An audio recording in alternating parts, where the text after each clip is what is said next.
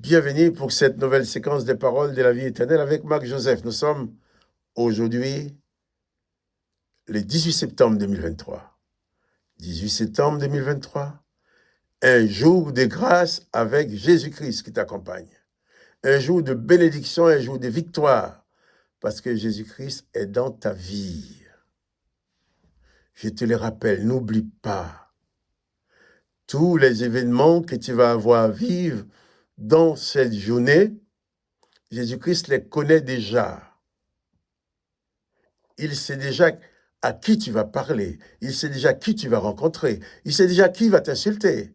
Il sait à qui tu vas parler. Il connaît si tu dois avoir telle ou telle difficulté. Et dans cette journée, Jésus le sait déjà. Et le sachant déjà, je te garantis, il prépare déjà pour toi le moyen de t'en sortir. Que son Saint-Nom soit béni. Alors, Jésus-Christ est avec toi tous les jours, jusqu'à la fin du monde. Pas de panique, pas de peur. Hier, nous avons parlé de la peur de l'apôtre Pierre. Un homme comme Pierre a la peur, elle a désarmé. Quand tu as peur, tu as désarmé. Tu perds le contrôle. La peur peut te conduire à faire n'importe quoi. Tandis qu'on dit, comme on le dit, la peur n'évite pas le danger. Donc, bannis la peur dans ta vie, confie-toi en Jésus-Christ, le Tout-Puissant. Confie-toi en Dieu qui est Tout-Puissant, le Dieu le Père, qui a envoyé Jésus-Christ pour te révéler son existence. Dieu le Père qui a donné Jésus-Christ son Fils unique pour que toi, tu sois sauvé. Dieu le Père qui veut que tu sois heureux. Dieu le Père qui veut te faire grâce. C'est pour ça qu'il a envoyé Jésus-Christ, pour t'apporter le message de la grâce, pour t'ouvrir les portes de la vie éternelle qui étaient fermées pour toi. Parce que l'Éternel des armées avait dit, empêchons-les de vivre éternellement. Mais Jésus vient au nom de son Père en disant, celui qui croit en moi vivra éternellement. C'est ça la réalité de ta vie. Ta vie n'est pas seulement sur cette terre, à affronter des souffrances et des misères. Ta vie est en Jésus-Christ, et cette vie en Jésus-Christ est éternelle. Cette vie ne finira jamais. Jésus dit, celui qui croit en moi vivra éternellement. Et Jésus dit à toi aussi qui crois en lui, je suis avec toi tous les jours jusqu'à la fin du monde. Pourquoi? Parce que quand le monde ne sera plus, eh bien, il ne sera pas avec toi dans ce monde, mais toi, tu seras avec lui dans son royaume. Hier, nous avons parlé de Pierre.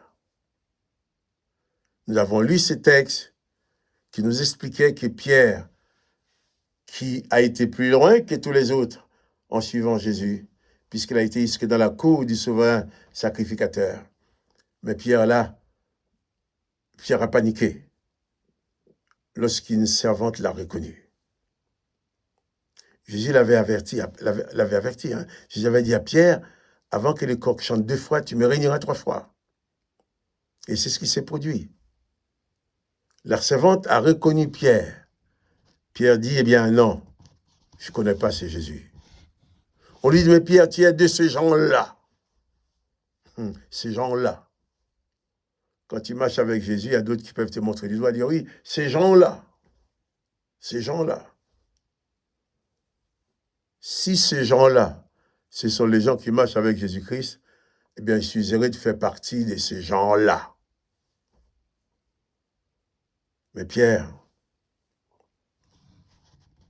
a perdu pied. Il a dit, eh bien, non, je ne connais pas. On lui a dit, oui, mais tu es galiléen, et tu parles comme eux, tu as le même langage qu'eux. C'est vrai. Quand tu marches avec Jésus, quand tu passes ton temps à écouter les paroles de Jésus, à étudier les paroles de Jésus, à la fin, tu as tendance à parler comme lui. Tu as tendance à réagir comme lui. Et c'est tout à fait normal de réagir ou de parler comme Jésus. Jésus, c'est le modèle. Nous sommes appelés à être ses imitateurs. Alors, ils ont dit au verset 70, Marc 14, 70, Pierre le nia de nouveau. Peu après, ce qui était présent dire encore à Pierre, certainement, tu es de ces gens-là, car tu es galiléen, et ton langage est semblable au leur. Voilà, les langages. Alors Pierre commença à faire des imprécations et à jurer. Je ne connais pas cet homme dont vous parlez. Aussitôt, pour la seconde fois, le coq chanta. Et ce que Jésus avait dit s'est accompli.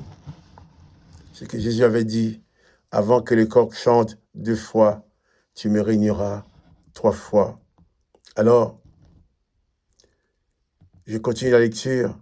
Pierre se souvint de la parole que Jésus avait dite. Avant que le coq chante 2 fois, tu me régneras 3 fois. Et en y réfléchissant, il pleurait. Pierre était dans la peine d'avoir cédé à la panique. Il a eu peur pour sa vie. Il a régné le maître devant ceux qui l'ont reconnu.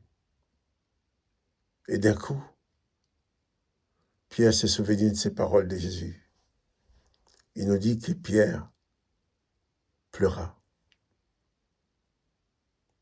Pierre était dans la peine.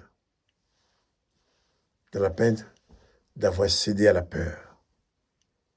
Dans la peine de s'être laissé dominer par la peur au point de régner le maître. Mais je profite pour dire, Pierre a régné Jésus, mais Jésus n'a pas régné Pierre. C'est ça les dimensions de la grâce. Dans d'autres textes, il nous dit qu'à un certain moment, une fois que Pierre avait fini de régner Jésus 3 fois, son regard s'est croisé avec celui de Jésus.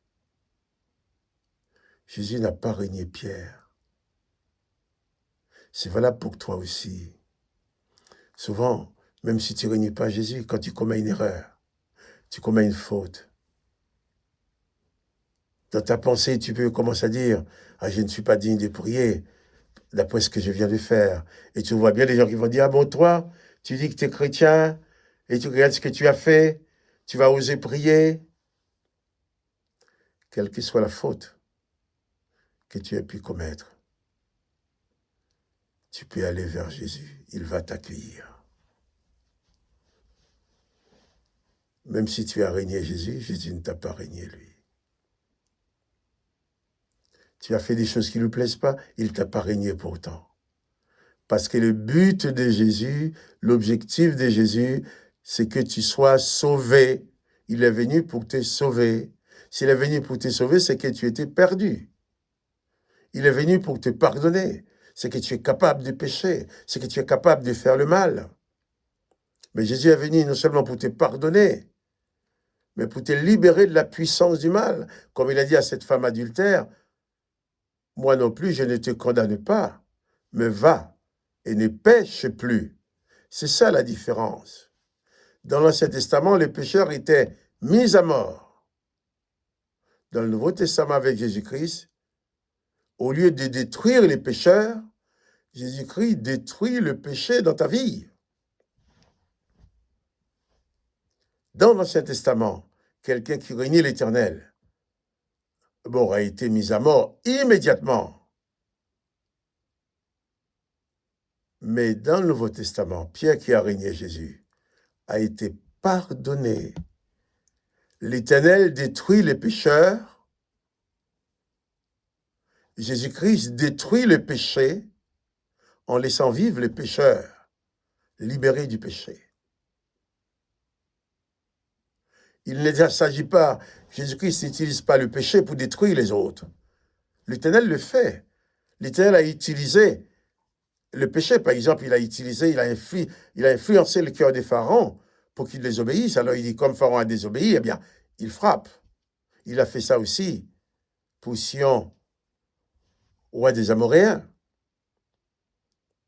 Et quand un homme désobéit, l'Éternel tue. Quand il y a un péché, l'Éternel détruit les pécheurs. Mais l'Éternel ne sait pas détruire le péché. Mais Jésus-Christ vient, lui. Il détruit le péché et fait vivre libre le pécheur. C'est ça la différence. Pierre avait régné Jésus. Non seulement Pierre n'a pas été mis à mort, comme s'il avait régné l'Éternel des armées, Mais Pierre était pardonné. Jésus a continué à aimer Pierre.